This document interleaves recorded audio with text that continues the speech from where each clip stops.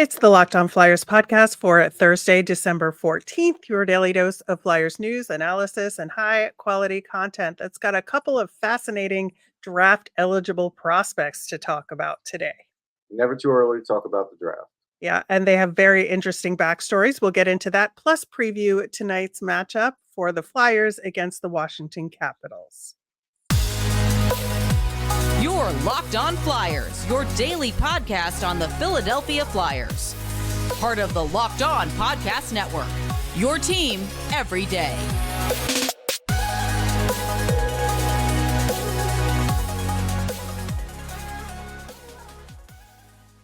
Hey there, and thanks for making Locked On Flyers your first listen every day. I am Rachel Donner. You can find me on the app formerly known as Twitter at @rmiriam. I'm here with Russ Cohen, who's on all your favorite social media apps at Sportsology. We are at Locked On Flyers on Twitter, Instagram, Threads, and Blue Sky as well. Today's episode is brought to you by FanDuel. Make every moment more. Right now, new customers get $150 in bonus bets with any winning $5 money line bet. That's $150 if your team wins. So visit FanDuel.com/lockedon to get started. We are available for free over on YouTube or on the SiriusXM app or anywhere you listen to podcasts. So subscribe. You'll get our latest episode as soon as it's available here on the Locked On Podcast Network. Your team every day. A bit of non-Flyers, but Flyers adjacent news out of the NHL in that former Flyers head coach and player Craig Berube was let go by the St. Louis Blues last night after they lost to Detroit. They named Drew Bannister their interim coach, and number one, I did not have Berube next on my No. coaches to be let go list. So that was a little bit of a surprise there, right? Yeah, it was a surprise. I was watching a little bit of that game and Detroit made the comeback, but I still didn't think, oh, this is going to get Berube fired. So, they're kind of desperate. I know everybody wants to blame Armstrong because of his contracts. Even if Armstrong didn't have those contracts, this is what happens to the life of a coach eventually. And he had a good run. Yeah. I mean, you can't complain about a Stanley Cup, right? No, and just the amount of years he was there. I mean, he did have a resurgence 2 years ago. We all thought then maybe he was in trouble. So, it is what it is. Yeah. And of course, that begs the question because he is part of the Flyers fold, so to speak, and is close with Keith Jones. Do you think he might show up in the Flyers organization at some point? Yeah, there'll be a time whenever he's over this, you'll see him in there maybe during the summer or something. I fully expect it. Yeah, I think, he could start out as a special advisor or something for this Yep. upcoming off season, and we'll see what happens there. And we'll see if he wants another head coaching job. I think that is also in the mix for him as well. The other thing we are talking about right now is the Washington Capitals, who are the Flyers' opponent, and they're in an interesting situation right now as well. They've had some success this season. They're 14-8-3, but it hasn't been really on the backs of good underlying numbers. They are just a team that's somehow winning, but are really kind of struggling to get key contributions from guys like Alex Ovechkin. Remember, it took them a long time to score. Plus, they've got this whole arena relocation thing going on in the background as well. It looks like they are going to relocate to Northern Virginia in the Potomac Yard area, bringing them out of DC for the first time since they built that arena in Chinatown. So it's interesting times for the Washington Capitals. Yeah, like their leading goal scorer is Dylan Strome, then Tom Wilson. Ovechkin's tied with like Kuznetsov with 5 and Connor McMichael, who's a young player, with 5. It's not good with Ovechkin. Not sure what's wrong with him, or he's just aging. And this was something that was bound to happen. Could he break out of it? Maybe. I mean, he does well against the Flyers, but I don't know if he breaks out of it in this game. He's shooting less. I looked it up the other day, and he was shooting something like 3.6 shots per game on average right now, where last year he was over 4. So Right. clearly the fact that he's shooting less is not a good sign. So, they have that. They do play a little better defensively. They're riding Lindgren, who I don't know if that's sustainable, but Lindgren's, been okay for a couple of years. I don't know. Is he the next Aiden Hill? Like all of a sudden, you just never know when Right. something like that's going to happen. But this is going to be a hard game for the Flyers because I think, last game will definitely take some stuffing out of them, taking all those shots. And if I'm the Capitals, I'm like, just shoot the puck. Just shoot it a lot. If they want to block all these shots, they're still going to be sore from last game. So, that to me, that would be a good strategy. Yeah, and I think that's really a lot of where the Caps have found some success this season is in strategy, because that's how they're Yeah. finding ways to win. Their last couple of games they won versus the Blackhawks, and they shut out the very hot New York Rangers, Yeah. which I think a lot of people were surprised by that game, and but then they also lose to the Stars, the Yotes in Vegas before then, so it's just kind of like hit or miss with the Caps right now. But they are I will say second in the this. division. Yeah, I will say this. Um, Having lived in Virginia for what was I there 5 years, something like that. Um, this is terrible to move. I don't like Yep. it because there are people that live in that city that are really big fans that now have to go down a congested road that probably will take them 45 minutes or more to get to the game, even though they say it's not that far. It's a straight run, but it's DC traffic and Northern Virginia traffic. It's just haven't they learned from this didn't help the Washington football team. Like I'm forgetting what they're calling them now. The The Commanders. Commanders. Thank you. The name wasn't coming to me, which is dumb too. But haven't they learned from that being on the outskirts like that has not been a good thing for them? Because it really hasn't. But I think it's good for ownership. So that's what I think this is about. People are saying it's a real estate deal. Yep. That's what they're saying. 100%. And I am a former resident of the District of Columbia. I lived there for 8 years. And I lived there when the deal was made to build the then MCI Center I way love back. that place. It's Yeah. great. They got Kettler not that far from it. It's a great Well, setup. Are they going to build a new practice arena now, and Kettler's all of a sudden going to be nothing? Well, I don't know what's gonna go on in that aspect of it, but, there was very controversial at the time in terms of similar to what the Sixers arena controversy is in terms of destroying a cultural neighborhood, Right. it's in Chinatown in DC, and it kinda took away a lot of the Chinatown-ness of it and made it more commercial. So, after all of that to move to Virginia, that's gotta hurt.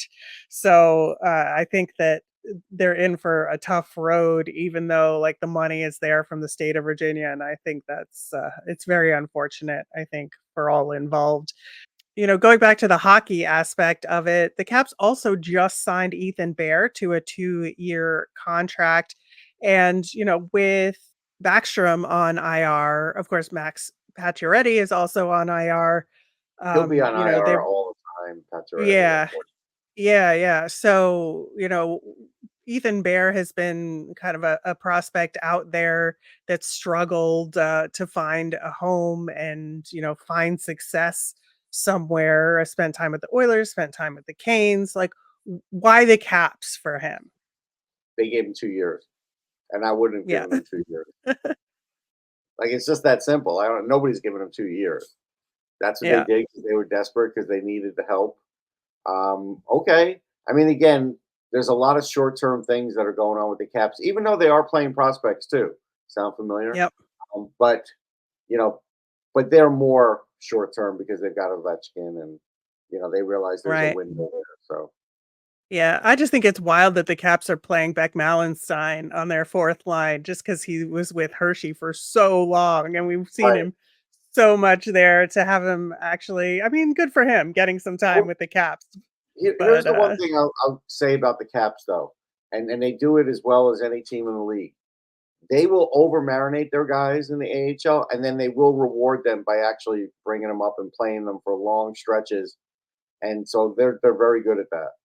yeah, I think so.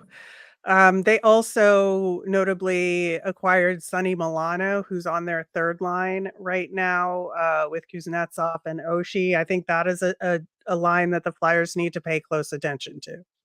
Yeah, I mean, look, Milano's going to try and score so he can anger Torts, I'm sure, because Torts did Yep. not like his fanciness, and that's fine. But I would watch out for Milano in this game because I do think he's going to have an axe to grind. And Oshie is kind of like, how do you say, one of those wise guys where I think he is going to try and set up Milano because I think they know it'll get under Torts' skin. Yeah, I think so too. But I think it should be a fun, divisional rivalry Yeah, game. I won't Good be to at get the that one. Flyers. Yeah, Yeah, good to get back home, and we mentioned them needing to win at home more. This is a good opportunity to shake off the overtime loss and yeah, to kind of get back on track with some consistent winning at home. So I think this is a really good opportunity for the Flyers in this one. it is. It is, and we'll see how they handle it. Yep. All right. Well, we've got a couple draft eligible prospects to talk about. We're going to start with Arytem Levshunov up next. Score early this NFL season with FanDuel, America's #1 sports book. Right now, new customers get $150 in bonus bets with any winning $5 money line bet. That's $150 if your team wins. If you've been thinking about joining FanDuel, there's no better time to get in on the action. The app is so easy to use. There's a wide range of betting options, including spreads, player props, over-unders, and more. Uh, Go with the Raiders. I mean, they're playing the Chargers on Thursday Night Football, and Justin Herbert, the star quarterback for the Chargers, is out for the year. So no matter what the spread is, I would go with the Raiders, and the Raiders are home. So visit FanDuel.com/lockedon and get into the action this NFL season. FanDuel, official partner of the NFL.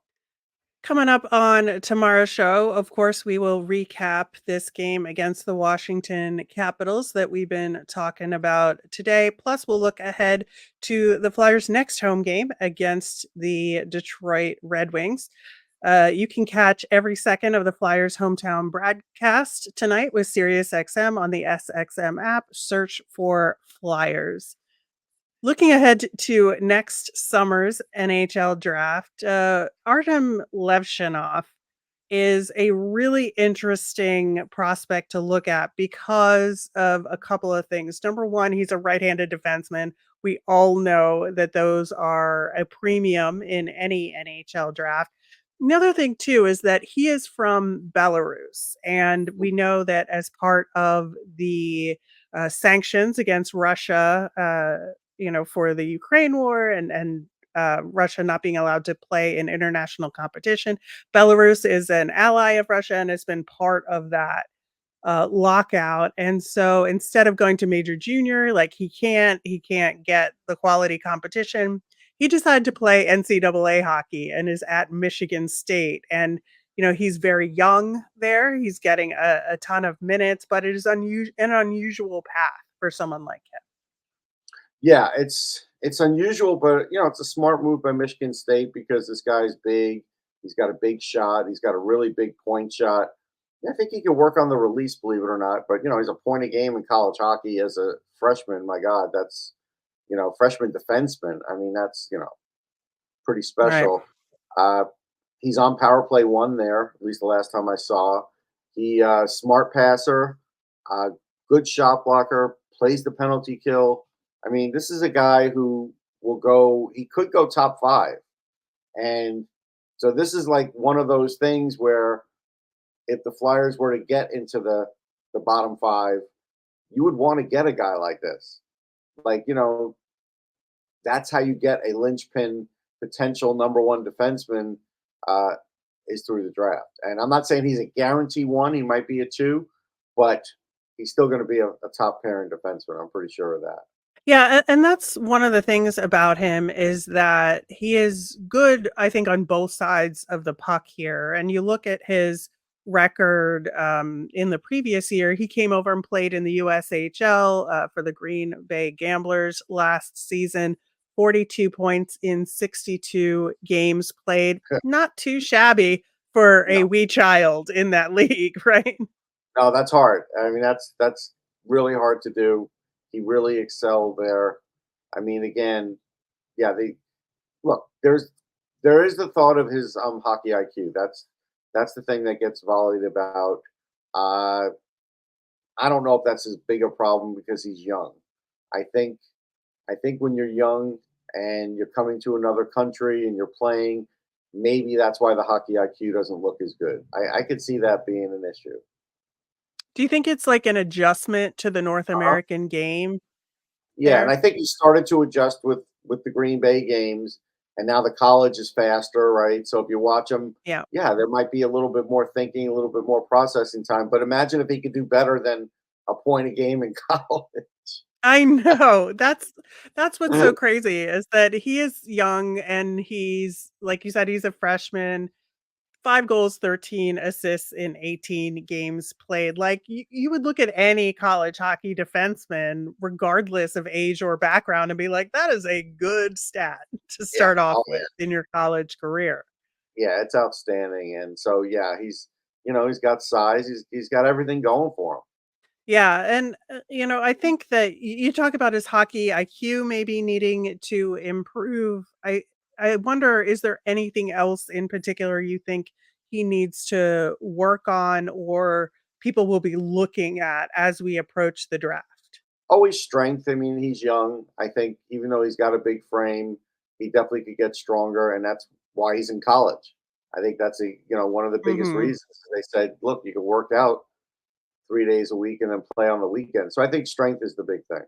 Yeah, and I think that one of the things is that he's smart about is that he knows that his skating is maybe not it's good, but it's not the best, but he knows Right. where to how to use his feet to the best of Mhm. his ability. And that's, I think, one of the things that when we talk about skating, to me is that like you have to know what your ability is and how to use what your skill is in the best way possible because some guys know they're not the fastest but they can beat you on technique Right. and they know how to make those adjustments and it seems like that's something he knows how to do. Yeah, technique, edge work, those are areas where even if you're not the fastest, you can improve that way. I think I think sometimes folks get too hung up on guys that aren't pretty skaters or they don't look good skating.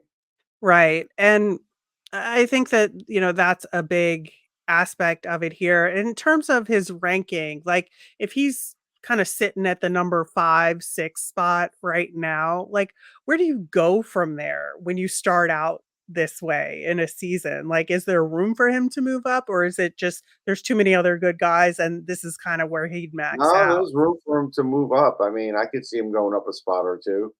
If he continues this, becomes like a rookie of the year candidate, maybe an all star, maybe the playoffs. All those things happen. He can move up a spot or two. Yeah, and this is where, like, like, don't really fully understand the mechanics of all of that because, when you get into the top 5, you can't really move around very much. It's 1 spot, it's 2 spots, whereas, like, guys that maybe start the season lower in the 1st round can move up 3, 4 spots, and, like, how you weigh like, moving up a spot in the top 5, is that more significant than moving up 4 spots from the bottom of the 1st rounds, Well, I let's say? mean, it becomes a thing where if let's say somebody decides, and this is like the Shane Wright thing, do we want Cole Iserman or do we want Levshunov? Depending on the team, that could drop Cole Iserman and they could take Levshunov. And so that's where, it could happen. Like when that comes down, when that rubber meets the road. Yeah. Yeah, I think so, and, the fact that he's at Michigan State, which is not it's a good program, but it's not one of the top programs, and just because No. of his background, that was a really good opportunity for him, him being so young, a lot of schools might not take a risk on him like that, but I think that this is a really good situation for him, it's gonna set him up for success, and he'll stand out at Michigan State, so, this is definitely an interesting prospect to keep an eye on for sure. I think that gives us a lot more excuses to watch Michigan State hockey. That's for sure. No question about it. I mean, you definitely want to watch this guy. And like I said, because you don't know what's going to happen to the Flyers this season, and maybe he comes in play. I'm sure the Flyers, with Keith Jones being from Michigan State, have kept an eye on him. Yep. And there's another interesting draft eligible prospect over from Finland, and that is Aron Kiviharju. And we will talk about him coming up next. Today's episode is brought to you by a product that I use almost every day. It's AG1. I gave AG1 a try because I was tired of taking so many nutritional supplements and wanted a single solution that supports everything. It covers all my nutritional bases every day. I needed better gut health, more energy, immune system support, but I'm not really a pill taking person, so I wanted something that tasted great. I drink AG1 before starting my day, and it makes me feel ready to go, like I'm doing something good for my body, but giving it the nutrition that it needs. It can be really hard and really expensive to keep track of all those different supplements and vitamins, not to Not to mention mention, how hard it could be on your stomach. It costs you less than $3 a day. With AG1, you're investing in your health and well being. If a comprehensive solution is what you need from your supplement routine, try AG1 and get a free 1 year supply of vitamin D and 5 free AG1 travel packs with your first purchase. Go to ag1.com/NHL network. That's drinkag1.com/NHL network. Check it out. Locked On has launched the first ever national sports 24/7 streaming channel on YouTube. Locked On Sports Today is here for you 24/7, covering all the top sports stories of the day with local experts of Locked On, plus our national shows covering every league like Locked On NHL. Go to Locked On Sports Today on YouTube and subscribe. So, Russ, Aron Kiviharju is another really interesting story for this upcoming draft. He's turning 18 in January. He's a left-handed defenseman. But the thing about Aaron is that he's been pretty heavily scouted since he was, 12, 13 years old. And there's a bit of controversy around that, I would say, with some people saying he's already a wash, but some people saying, he's still a really good potential NHL prospect. He's been playing against older competition his entire life. Like, what's going on with him? well, I think the fact that he has been scouted forever is something. I think 2.5 years ago, there was talk about, wow, maybe he could be like, in the top 5 in the draft. We've seen this before. It's happened with some other prospects overseas. I don't even want to say who they are because I want those guys to be able to get better and not have to keep hearing about it. But I think this is a case also where, you are over scouted and you watch too much. So, he has right now a knee injury and he's going to be out long term. So I don't know if he gets back this season or not. He only played 7 games this year and everybody's like, wow, he didn't look good. Okay, but like he looked good last year. He had good numbers last year. He looked good last year against his own age group and maybe even, well, because it's under 20, so it's even with some older. And so this year he didn't look so good, but he didn't get really enough of a chance to Right. adjust. And so I think when that happens in the draft year, all of a sudden it's kind of like, well, we don't know. And then it's like, well, why don't you really know? Well, he's not the biggest guy. And now he's not the fastest guy. So how is he going to, and and it's like, and I just feel, I wrote about it on my site, NHLDraftBuzz.com. And I just feel like it's all too soon for that kind of talk. If you don't want to take him in the top 15, I get it. But I'm just saying, I think it's too soon to kind of like, not bury him, but just kind of say, oh, he's disappointing. I don't know if he's going to, even be able to make it now. Well, and I think that to your point about over scouting, I think there's just this cycle that happens with some guys when they do get a lot of attention early on or very young, that there's a tendency to want to like rip these guys, and Yeah. you have to find something wrong with their game. And it does feel like that this is something that's happened with him a little bit. And now with this injury, there really isn't an opportunity for him to overcome any of that discussion out there. So, yeah, it is fascinating in terms of like how will this affect his draft potential, and will somebody get a true diamond in the rough like late in the first round because they're willing to take a chance on him. And I think because you look at his rankings and some people are putting him at like 10 and some people are putting him at like 20-ish, right? But there Yeah. isn't much in between. So that kind of shows the two schools of thought on him, right? That, And I think it's going to be even more diverse on the next rankings because of the injury and the fact that yep, nobody's going to see him.